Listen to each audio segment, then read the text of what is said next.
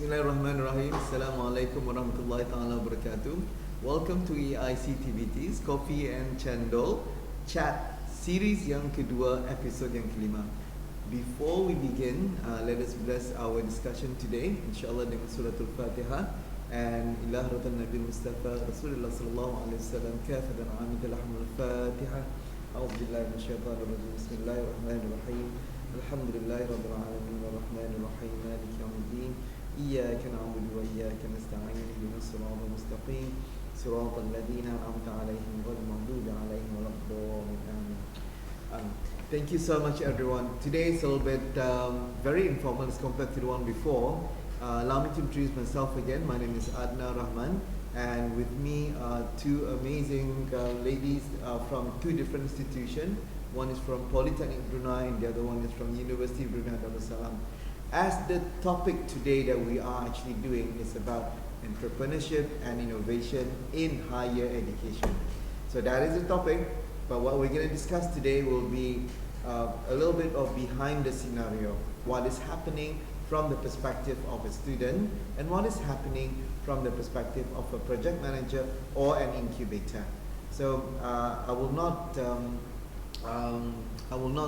further delay. I will first introduce them through themselves. So the first question is name, and then what they're doing, and then a bit how do they get involved in entrepreneurship in the first place. I will first go to Dayangku Hana. Thank you, Tuan Adna. My name is Dayangku Hana, Pengiran Haji Saifuddin. I'm a final year student from Polytechnic Brunei, taking diploma in business, accounting and finance. For our final year project, we actually started a business called holdforme.bn. You can find us on Instagram or TikTok. How I started with business, I actually started liking business since I was small. Actually, because my dad said it's a good industry to be in, and it's good for side. Yeah. That's the key word, right? Side income. Yeah. All right. Okay. Then the next one will be Miss Akila, please. Hi, thank you, Tuana. Hi, my name is Akila Huzani. I'm from UBD, specifically from Entrepreneurship Village. We ourselves we are housing one of the discovery year programs in UBD called DY Incubation, where third-year students in UBD have the option to go to us in UB and able to create any entrepreneurial project, maybe business, maybe project progress and whatnot. And yeah, we're there to help them to grow their project from zero to maybe, in our words, to hero. So, yeah. All right. So zero to hero, yeah. Okay. Now this is to calm people down, yeah. So my job today is to make sure that they are very, very open. Now. Another segment that we are doing today is technically, we know that we have amazing viewers because this will be put into archive. So imagine for the next 1 month, 1 year, a few years to come, people will be looking back into the archive and say, also this is how students from UBD ataupun students daripada PB, they are actually sketching the scenario of how entrepreneurship is. Now, imagine we are talking to an audience of students. The students, after this, the YouTube will be aired live, but I think due to technical glitch, we're doing this recorded. So, but the information after this will not be edited. Now, Hannah mentioned just now that you've been doing business since small. That means your interest was there since small, right? So technically, apa ni orang ni, it's in your blood. Yeah. Something like that, right? Okay, now. And of course the word side income, that is something that always amazes you. And on the next stage, Ms. Kila, you were talking about meeting up talents every single semester, students with different ideas and everything. Now, for the students there, now imagine you are coming in from secondary, whether it's secondary high or secondary lower or even post O-level or after that, yeah? Now, you're always wondering how is entrepreneurship at university, at Polytechnic Brunei. So today, that session we're focusing on this. So this is how we're gonna do it. So Hannah, if I may, yeah, if I can go for informal, yeah. So I will call Hannah and then Q. I know that the grammar name is Q, so Yes. technically Hannah and Q, yeah. So my name Adna. All right. Now, so when you do your level 5 in diploma for business, right? Yeah. So technically, when you first get to do your final year project, were you excited that finally you can do this? I was Tell very, us. very excited.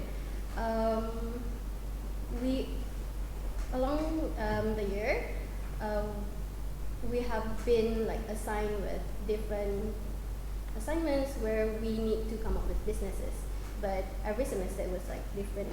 So we come up with how to do business plans, how to manage your businesses. So finally we get to do what we have been taught to do. Yeah. So I get to be with my friends, which are each of them have their own apa ni orang kehandalan. One are good at finances, one are good at customer services, and I was personally very interested in not just businesses but marketing as well. So it was very, very ni orang exciting lah. Yeah. So that's something that did you think that that particular project was going to be that exciting, or the moment you started, then wow, I wish we can do a lot of this.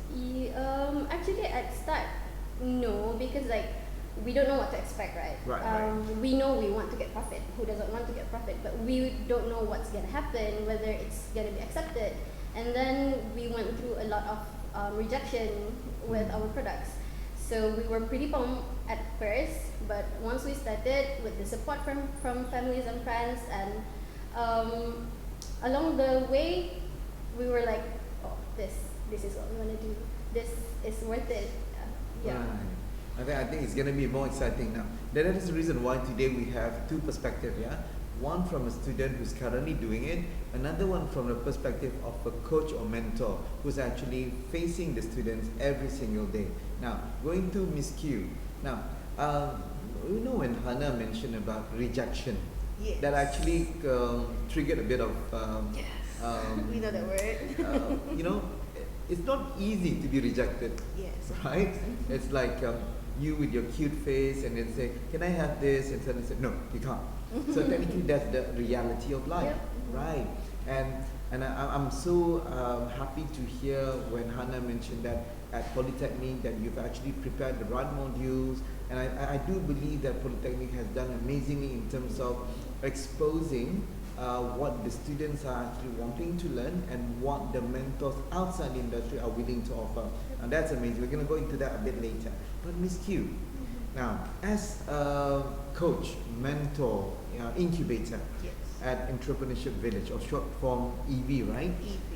Now, how do you handle when students come up to you with ideas, but in your mind you say, the idea is not so good? Yes. How do I tell the student that, can you do another idea? So how do you do that? I mean, tell us. It's for sure, it's not easy for sure, because whenever we started off our DY incubation program, we have many types of students who come to us. May they have no idea what they want to do at all, may they have an idea, or may they have already a project that is already ongoing and they really want to fast track it. Right. So we have these different types of students. But the thing is, we always forget that we always see and learn that if we do this, we can do this. There's always a step 1 and step 2, and then step 3 and so on. But people forget that actually being in it is super scary, and there's always a sense of, oh, what if I get rejected? What if it's a bad idea? And I think that's why they are there with us. That's why we are there for them.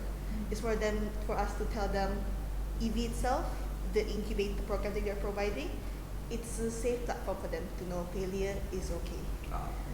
Failure is always a learning process, and people are scared of failing rather than experiencing it itself. Right. And we want to say that it's okay to say that, oh, it's not a good idea, here's why. Not saying that it's no, done. It's Right. always, hey, let us tell you, maybe it's a not now idea.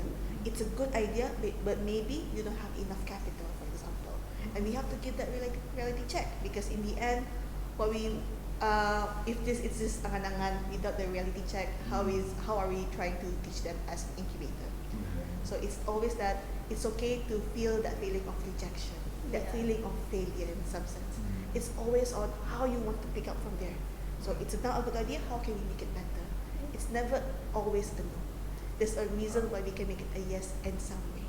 Wow, I'm learning so much today. To be honest with you, I think this bottle of water will become an evidence. I will finish it before we finish this. Now, there's one thing, Miss T.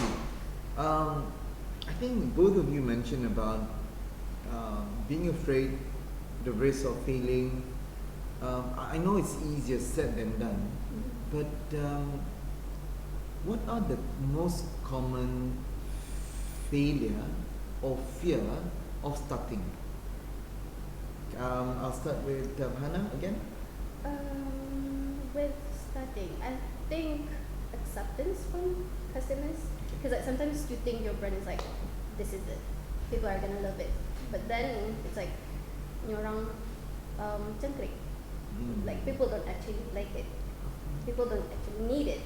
So, and then yeah, I think for me the number one is acceptance from customers, especially orang Brunei. Sometimes we are scared to try new things. We are more comfortable with orang yang ada sudah. Yeah, I think for me that one. Yeah, I think all the Miss students Q, the the same. same. Oh, for me as an incubator, and even myself, I was also an I also joined incubation during my time as a student too. I think the most difficult part is to actually start. Yeah. You know that thing when kids are like, oh, okay, I want to start this. Esok lah, next week lah, after exam Timing lah, lah. masuk Tunggu final COVID. year, after UBD lah, after all my learning process lah. But the thing is, you can actually start today. You can actually start now, and having the program like the incubation, even from PB, the programs that you have, because students are given that opportunity to actually do it. They don't have any other reason to not start that. And yeah, it's always the start for them to actually kick it off by themselves. That's actually very true. I mean, even to be honest with you, when we had the experience, I mean, limited experience exposing ourselves to the international market, I think the keyword is procrastination. Yes. Right? It's like if we did not start this particular YouTube broadcast, we will not actually get it done. So today, due to the technical glitch, but the amazing people behind the scene, they say that, you know what, just do it, record it, and then put it live. So literally, this is what. So we are not procrastinating.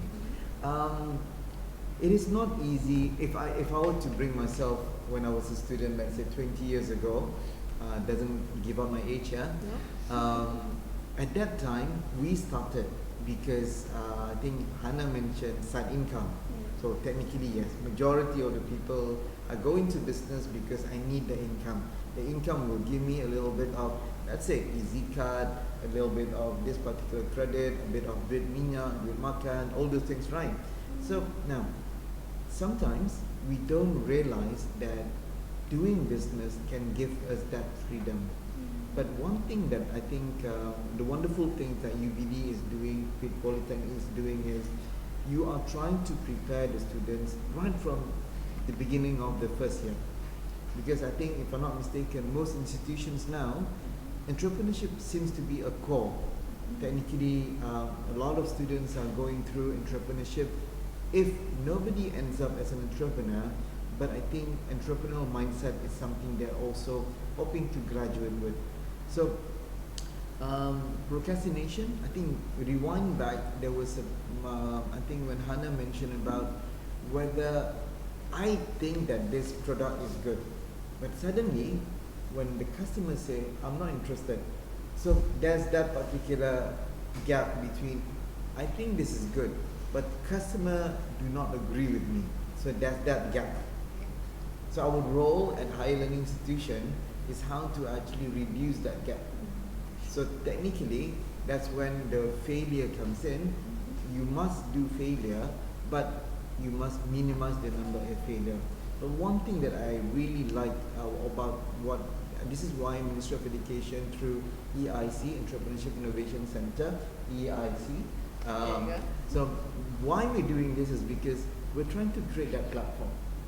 I think we know that in BB Julie, each institutions are doing amazing work. Polytechnic Brunei, UBD, technically all, University Technology Brunei, UNISA, all the colleges, the schools. What we're trying to do now is to actually synergize all this effort to realize that there is a platform. So technically, you don't actually have to wait until when you are in university to learn what the university students are doing. So I think most recently I saw the IG, BB startup if I'm not mistaken, and then Entrepreneurship Village IG. I think when you look at that, the students from secondary schools or even primary schools, you can see amazing ideas that they are actually doing. So this is something to watch out for. So we covered a bit of validation just now, a bit of procrastination again just now. So now, if I were to actually push us into a third stage of discussion, that means I'll go with Miss Q. How did you handle the students when they keep on pushing ideas that does not work, but at the end it actually worked and proving that your idea was wrong? How do you change your mindset that, oh, I was wrong technically, yes. So I mean, how do you go around that particular mentality that the students can actually be right, but also at the same time I can be wrong as well, but the most important thing is they can be successful? Have you encountered any experience in mentoring? I'd say yes. I think it's a discussion that I think the recent startup that I have actually. I think the learning process in entrepreneurship education itself, the learning process is never only just the student. It's always both the incubator of itself, the educator, and also the student. Because entrepreneurship itself, it's an ever-growing subject. It's never new because even now with technology, I think dulu lah, we will just record everything. Now we can actually do live. Who have known we can do live in IG even now? Dulu IG was just pictures, and now look where we are now. And I think to have your own students to prove you wrong what you say, that's good. I'm actually learning something. I don't think that learning, we were student once, and so and I think we are forever gonna be students, and our teachers or educators will not stop only but for people who are older than us, people who are younger than us. We learn how to do all this live streaming and whatnot from people who are younger than us. I learned this from YouTube, from someone who's like 15 years old who uploads it in YouTube. I'm like, oh my, going somewhere, guys. And I think that goes to show that even as educator, I'm not saying that we should be embarrassed. I think we should also accept that we should be humble enough to know that we are able to learn this even from someone younger than us. That's very, I mean, seriously, that's very humble of you. Thank you so much. Now, Hannah, as a perspective of, you're still currently studying, right? So technically finishing off now? Finishing off now. It wasn't easy what the higher institution is trying to do. They're trying to equip every student so they can be ready.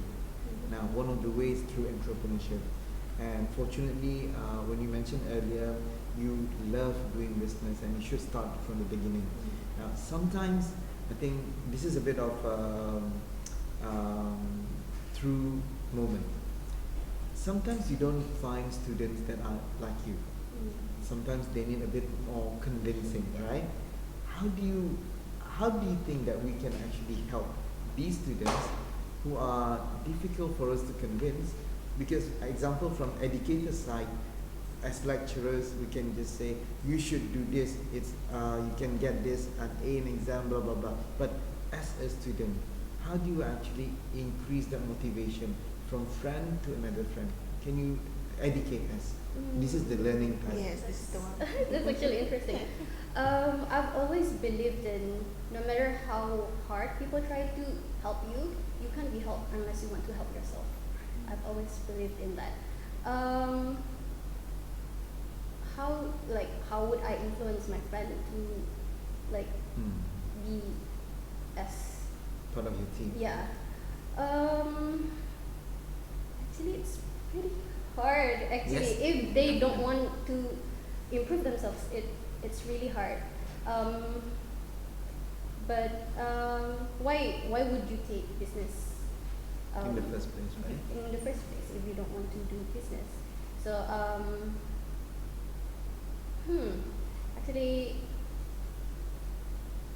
it's very interesting. How Right. Pasal macam sometimes orang yang indah minat, sometimes if orang cigunya siok, then everyone macam minat. Yes. Tapi sometimes Okay. even if the teacher pun work hard and bagi minat pun, if that person still rejects that, still don't want to absorb what is like offered, pun it wouldn't work.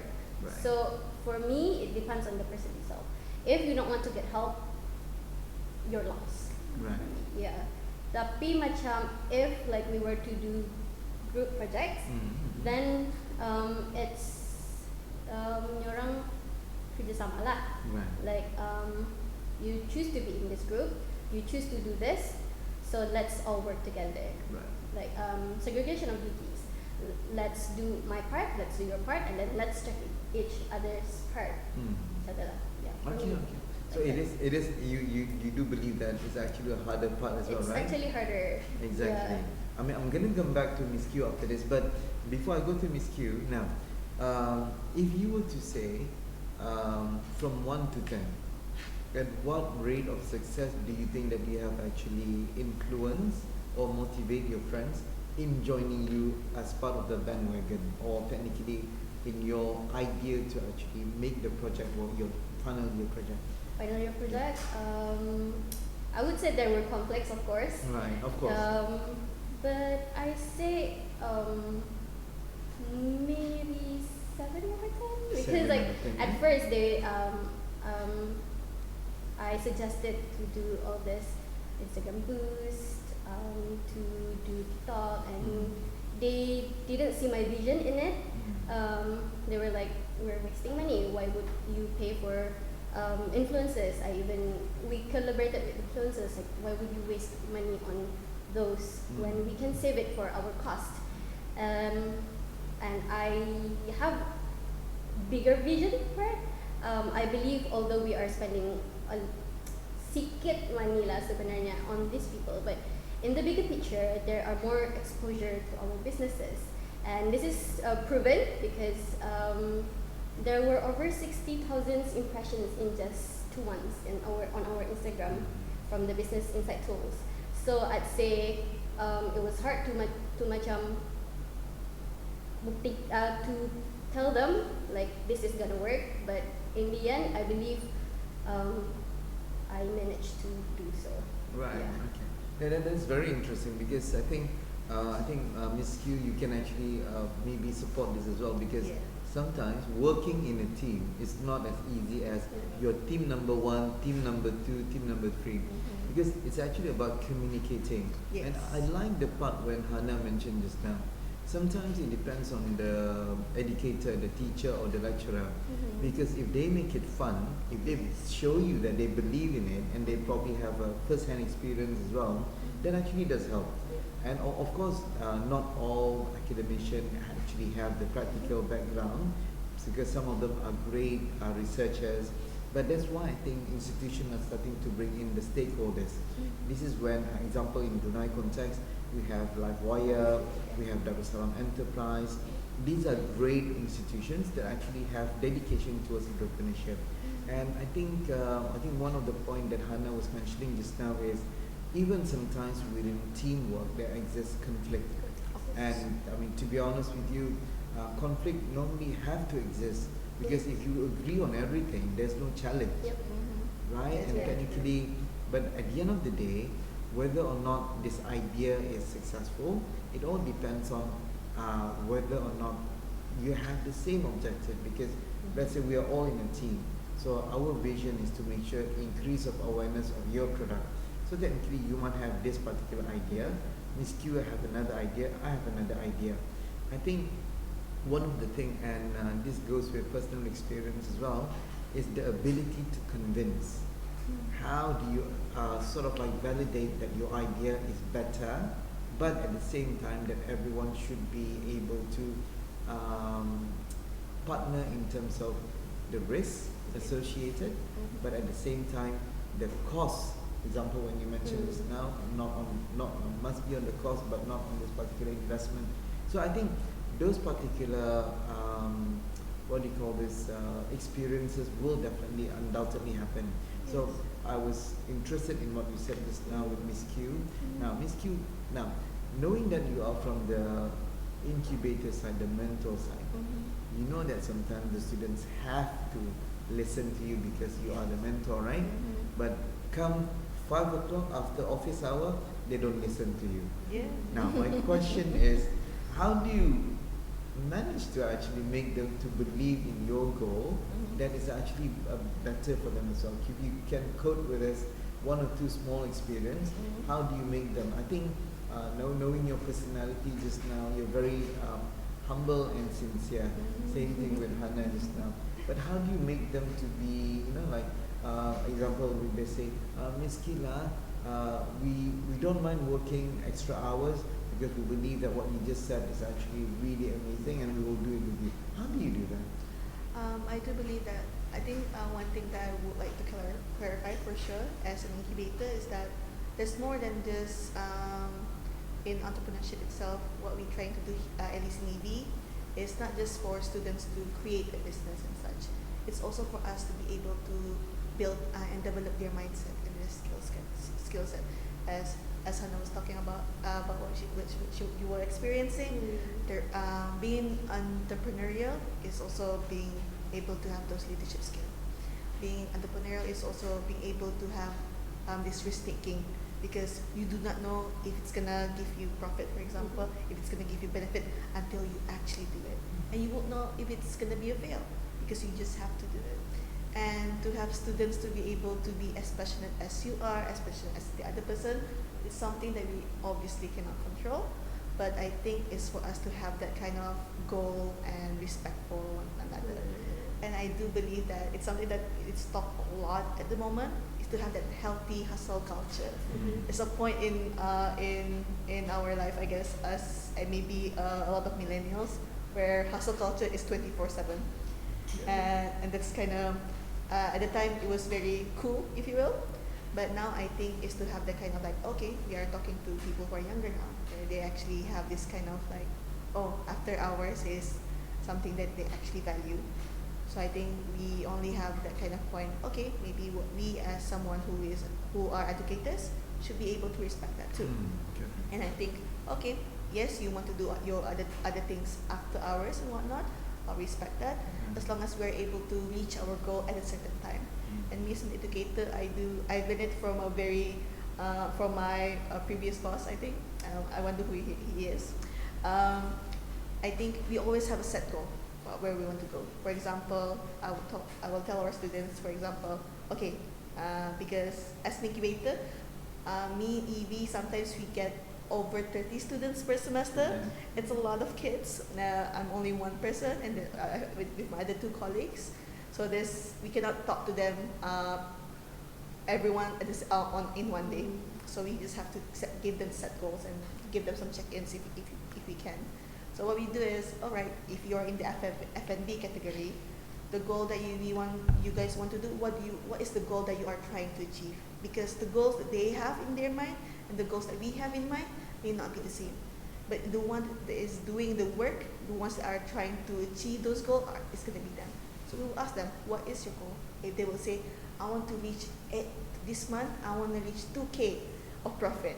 I'd be like, okay, calm down, let's go back. How do you get 2K? And we will discuss better, and we go, okay, maybe 2K is too big of a dream. All right, maybe we should put it down, pull down. Okay, let's try minimum 500 first. If you can get over, good. If you can get just enough, good. If it's less than 500, what can we do better? Goals can give so much opportunity for them to learn by themselves, because being in an incubator is not about us holding the hand all the time. It's about us telling them, these are the tools that you can use. Now, whichever road you pick, you can. we are here to give you advice. Wherever you want to go, it's up to you. Because whatever profit they have, whatever benefit they can get out of it, it's really their own success. We as educator, I think I can speak this for you and Lisa, is that we kind of feel that kind of like proud because they're like they are our children. They are our children. We're very proud of that. I have this one student who he's a very very quiet guy, super quiet guy, and then all he can talk when we talk, he likes to explain things in slides, and his slides is very interactive. It will be colorful. He will move the mouse. Something will be happening, and I'll be very much entertained because I do not know that can happen in PowerPoint. What's happening? It's a very powerful. Right? Like you can do that. I had this since I was 5, and you can do that. And he will do all these little things, and I will say, "Do you do this for fun or what?" Oh, actually, yeah, I do this for fun because I see it in YouTube, and then eventually, you want this something that you can sell online. And he will get, how can I get money online? I'm like, oh, I know how to get money online to your bank. You can do all that.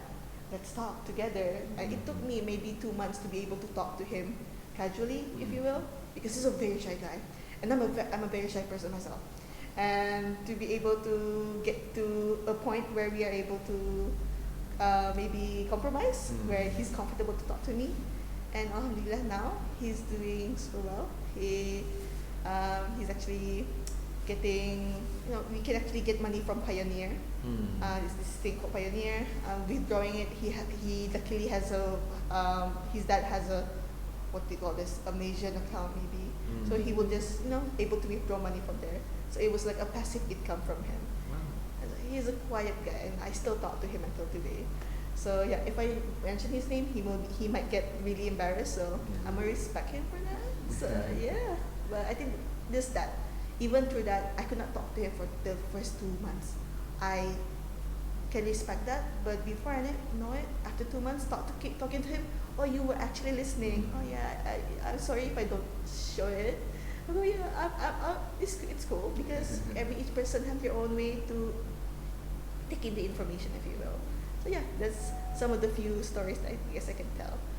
That's a nice role model story because to be honest with you, right, I think after going through how many students, not everyone is talkative, not everyone can talk, not everyone is actually as skillful, especially when it comes to public speaking, right? Yeah. But I like the fact that the both of you mentioned just now. That's the wonders of becoming a team. You don't have to be good in accounting, but you may be good in marketing, and the other way goes round. But if somebody knows how to do the main project, the example that you mentioned just now, technically somebody needs to do the marketing. Yeah. So and then the other person may need to actually, okay, you market it, I get the money, but I will keep the money, making sure that there was money for the team. So technically all the teamwork is actually quite amazing. I mean, you see, it's already nearly about the end of time. I think we definitely, hopefully, inshallah, will do another session of this, a continuation. It may be next year, inshallah. But before that, one thing that you mentioned just now is on innovation. The way how, example, Ms. Q, you mentioned about learning from a 15-year-old of how to do the tools, about the things that you've learned innovatively. And then how do you think that your idea was actually a little bit too advanced for some of us?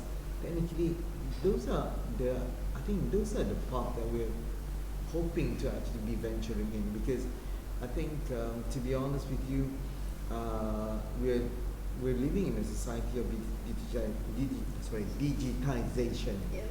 And like it or not, it will happen. Yes. And I think the way how we take it is to make sure that it makes our life simpler. It makes our ambition to become more purposeful. But most important thing is we need to make sure that we create the right awareness, because you cannot just tell people that this is how you innovate without giving them the proper basics, fundamentals. Now, coming to the end of this message, imagine you're talking to students who are in secondary. they could be in secondary 7, 8, 9, 10, 11, 12 or even 13. So imagine you are welcoming them to either Polytechnic Brunei or University Brunei Darussalam, any faculty. What would you tell them for them to actually, this is something that is happening with us, come aboard with us, and this is something that we can do together. If you were to promote your existing, I mean, of course, the great people that has been supporting you all this while, what would you be saying to them? Probably give you 2 minutes each, starting from Hannah. As in promoting the Promoting because imagine they are very interested in entrepreneurship and also a bit of innovation. So after the experience that you are going through the final year project, you imagine yourself when you first started joining PB and you didn't know all this is happening, as you mentioned, right? So what would you be telling yourself? So technically you have the chance now to tell those who are coming to PB and then tell them that this is awaiting you at Polytechnic. Then after that I'm going to move to Miss King. For the secondary students, if you have any business in your mind, do it. Don't be afraid, do it. If you have to go through someone to start or to learn, there is a lot of organizations now, even AIC, like Warrior, even sometimes, I believe, I'm not sure now, but back in my time, there were entrepreneur programs. So ikut those programs, gain exposure. It's very useful, it's very important. That's how I merangkak in the business world. Do it, yeah, just do it. And as you mentioned now, everything is digital now. Make use of that. Make use of social media. You don't, I want to say you don't have any idea, but it's very powerful. It's so easy to go viral now, so make use of that. Tapi ya orang yang bisa lah. Sometimes people go through like cheap viral, cheap marketing. That's up to you, but make use of social media. Like ourselves, we use websites, Pokocard websites. It's free. We use WhatsApp for Business. You can pakai katalog dari WhatsApp Business. So it's easier for customers, especially orang tua-tua sikit yang not indah berapa biasa with websites. So dari WhatsApp katalog tu senang saja. They can just scroll through and then buat purchases macam arah website je. So make use of that. And then we use TikTok, Instagram, ambil gambar, ambil video, collab with influencers. We have influencers now in Brunei. Don't be afraid to gain knowledge from people, gain exposure, and yeah, just do it. So don't be afraid of failures as well. Sometimes we need to fail to actually know mana yang bisa, mana yang indah, which one works, which one doesn't work. Sometimes what we think works doesn't work. Sometimes what seems wouldn't work works. So just do it, just try and gain exposure. I think that's what I would say lah. Just like even if I may add, like my nieces, dorang kalau macam cari duit sok belanja, I was like, work for it. I'll be like, do you have anything I could buy? So they're like, okay, I have I have Pepsi. Do you wanna buy it for me? So I was like, okay, how much are you buying for? How much did you bought it for? If they're like $1, okay, how much are you selling? $1 lah. And I'll be like macam, so what do you gain from it? So macam lama-lama dorang macam they're going to KK next week, and then they're like, what can I do in 2 weeks to gain money? What could I sell?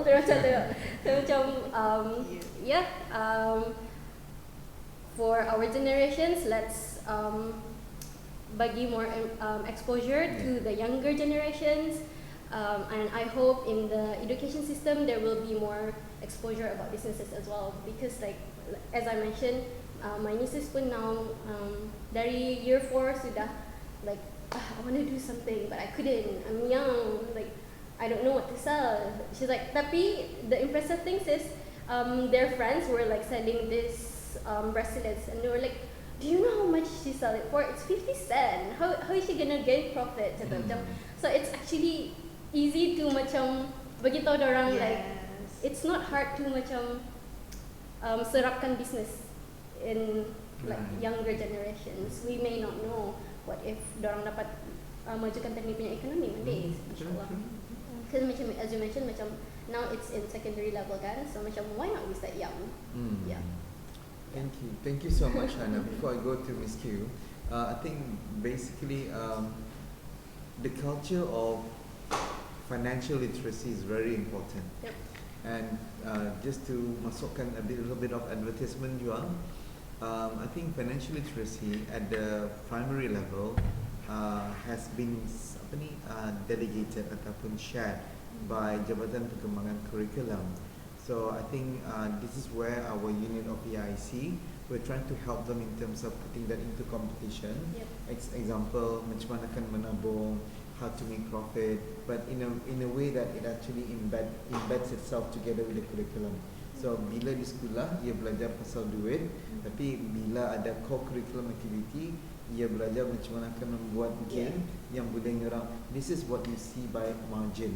This is our profit, this is losses. So I think alhamdulillah Kementerian Pendidikan masa ni are actually doing really what do you call this, a very active role in terms of promoting financial literacy.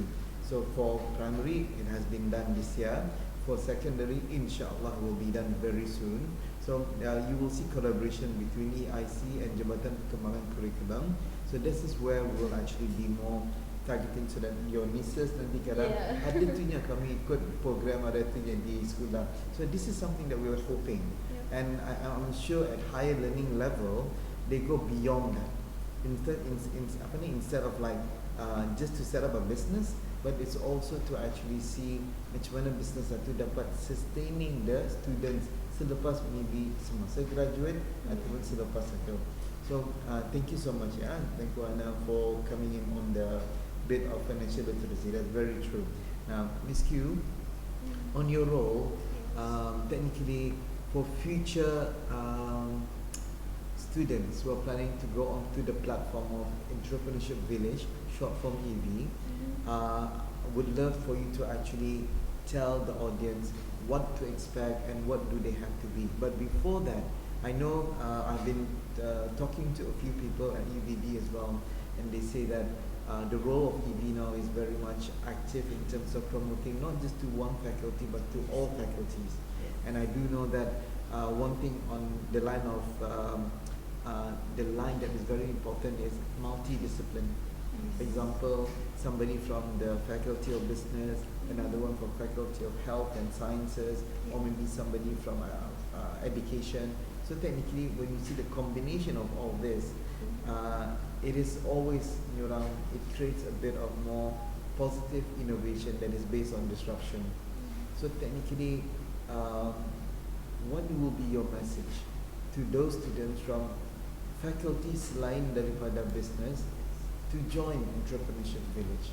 Silakan. Right, so if you are, I would say there are two things I will always say to my students. Number one is you don't have to have a business background to be in business. If you're trying to be if you want to get profit, it's okay. If you know plus and minus, you know where to start for sure. You don't have to know accounting. You don't have to know what's business. As long as you have an idea, you can start from there. And number two is to be resourceful. You don't have to have big things. You know how people say, "Oh, I want to make games, but I don't have a laptop. I don't have a gaming laptop to make a game." You don't have to. Sometimes you can actually make games through your phone. Your phone has a camera. Your phone can do photos. It can do videos. It can do a lot of things. Though some small thing in your head, it can do a lot of things. So you don't have to be scared for not knowing if you have done things before, like if you have done business before or you have not. Everyone starts at the middle ground. Everyone starts at the same ground where you're trying to learn something. You can just come to EB and we can learn all from the basics. People are gonna start learn from the basics from us anyway, and I'm still gonna learn it every time. And every semester when we have students, there's always additional knowledge. There's always gonna be new skills. There's gonna be new things to learn. Last 2 years ago, we always talk about IG for marketing. Today, we have to put in TikTok, and that's how it is today. It's a never-ending learning. So don't be afraid to learn. Don't be afraid to start, and just we can start everything. Just everything within your reach. You do not have to spend $1,000 to start. You can even start just with your phone, as simple as a phone, and you can start with anything. That's for me. Alright, thank you so much, Ms. Q. Now, I think sebagai penutup, first, once again, I would like to thank our panel today. Yang Hana and Ms. Akila, thank you so much for being with us today. The perspective that they just shared with us daripada seorang penuntut dan daripada seorang incubator ataupun project manager. Now, this is just a glimpse of what we can actually learn. But to be honest dengan Ms. Kita, I think now entrepreneurship dan innovation, it has to be combined, because when you just do entrepreneurship and you don't innovate the idea, the chances of us surviving is actually lesser. So what we're doing here is we are doing a basic entrepreneurship. Whether you grow and then you grow faster, that will be something that can come out of passion. But of course, we mentioned the topic that in just now was that teamwork, choosing the right team members is really important. Second one is having the right mentor, incubator, advisor, or even coach is also important, because sometimes they are the one who will be beside you.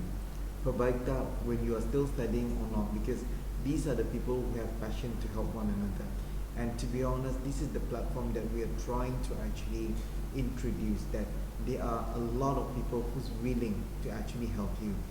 One good example, if I may, daripada Darussalam Enterprise, they have a focal platform that actually have Brunei Mentor.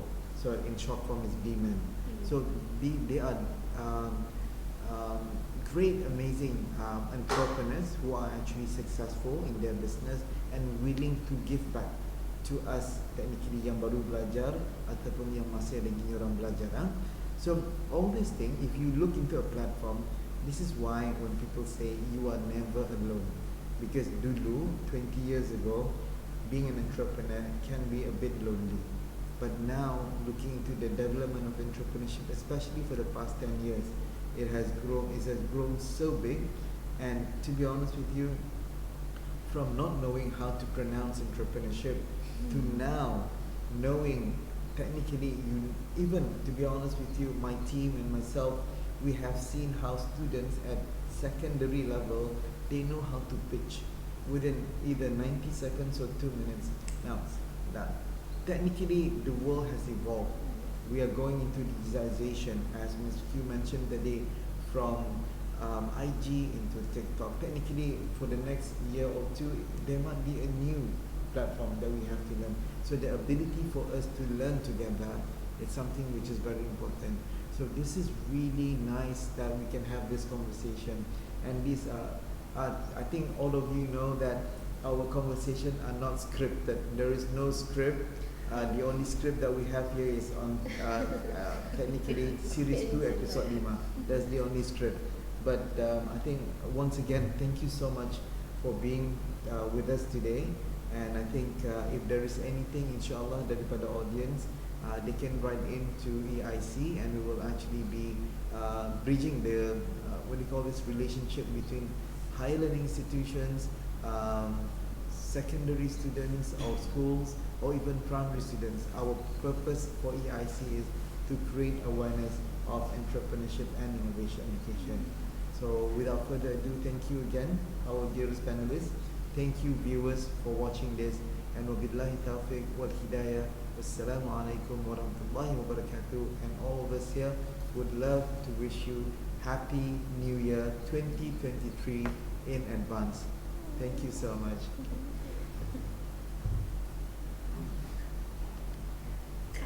I told you no script, kan?